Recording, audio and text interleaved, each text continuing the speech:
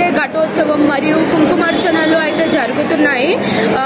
మన అమ్మవారికి ఆడపడుచులందరూ కూడా వచ్చి ఒడిబియ్యం పోయడం జరుగుతుంది. సో ఇవాళ మనం ఆ ఫుటేజ్ అంతా కూడా కవర్ చేసి మీకు చూపించబోతున్నాము. So let's get started.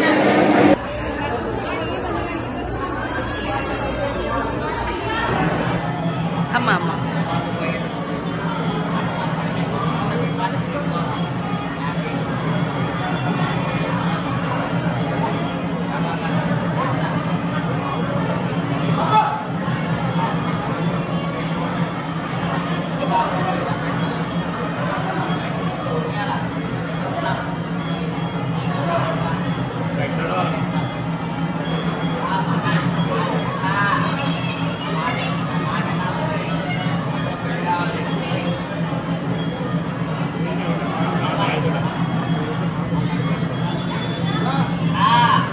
ఇప్పుడు మనతో పాటు అయితే కేఎం కృష్ణ గారు ఉన్నారు.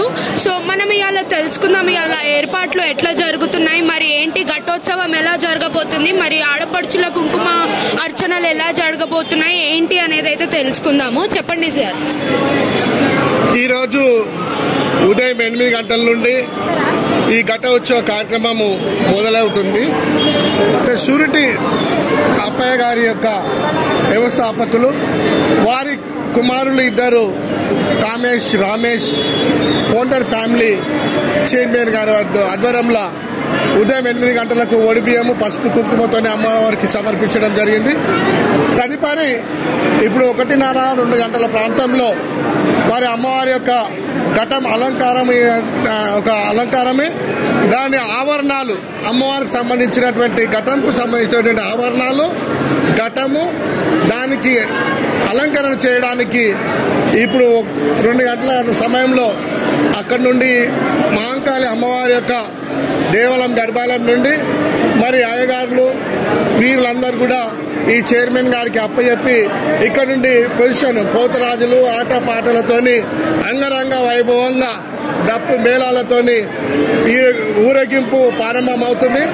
ఇక్కడి నుండి మరి యొక్క తడపల మైదాన్ స్పోర్ట్స్ క్లబ్ మరి నవగ్రహాల గుడి వెనుకల నల్లపోచం ఎర్రపోచమ్మ యొక్క దేవాలయం ఉంది. ఆ దేవాలయం దగ్గర అమ్మవారి యొక్క ఘటం అలంకరణ చేయడం జరుగుతుంది. అదేవిధంగా తదుపరి మరి 6:30-7 గంటల సమయంలో మరి అమ్మవారికి అక్కడ కూడా పూజ నిర్వహించి అమ్మవారికి ఒడిబియ్యం సమర్పించి అక్కడ ఈ చైర్మన్ గారు అక్కడ నుండి ప్రారంభిస్తారు. అక్కడి నుండి మరి ఊరేగింపు మొదలవుతూ అది బోట్స్ క్లబ్ చౌరస్తా, అదేవిధంగా రాణిగంజ్ ఒక ఐరన్ మార్కెట్ దగ్గర నుండి మరి అక్కడ ఎల్లమ్మ దేవాలయం చౌరస్తాలో ఎల్లమ్మ దేవాలయం అక్కడ దేశపాక శ్రీనివాస్ గారి యొక్క స్టేజ్, అదొక మసాలా బాబు గారి యొక్క స్టేజ్ ఉంటుంది. ఆ స్టేజ్ దగ్గర నుండి లెఫ్ట్ టర్న్ అయ్యి రాణిగంజ్ మార్కెట్ల నుండి జనరల్ బజార్ తర్వాత ఈ అంజలి థియేటర్ నుండి ఇక్కడ ఈ జ్యోతి స్టూడియో నుండి పక్క నుండి గల్లీ నుండి అమ్మవారికి ఎదురుగా దేవాలయంకి ఎదురుగా గల్లీ నుండి మరి ఇక్కడ అమ్మవారి ఘట్టము ఉత్సవం ఇక్కడికి ఇచ్చేస్తుంది. ఇక్కడ నుండి ఇక్కడ వచ్చే వరకు 11 సమయం కావస్తుంది.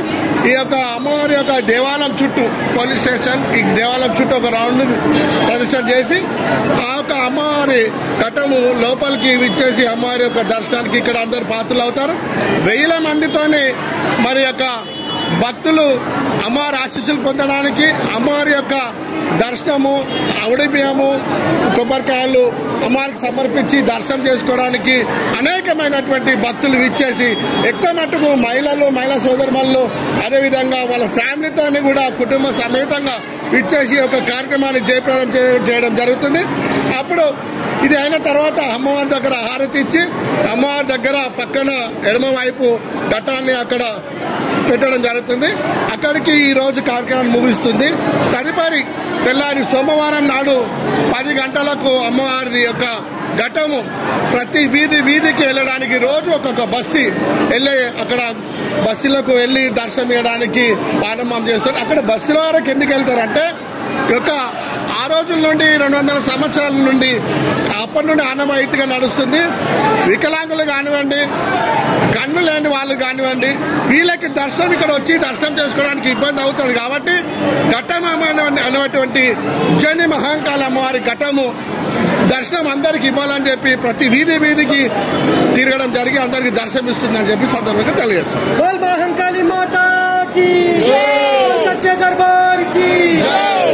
సో ఇటు విధంగా సో ఇక్కడ పోతరాజులు రెడీ అవ్వడం జరుగుతుంది. మన శివాలయం వెనకాల రెడీ అవుతున్నారు. సో చూద్దాం, లెట్స్ గో. ఓకే, ఒకసారి సైడ్ ఇవ్వరా. 1 minute. Yes, thank you. So మనకి ఇక్కడ పోతురాజులు కూడా మన పాతకాలంలో ఇక్కడ తీసిన వీడియో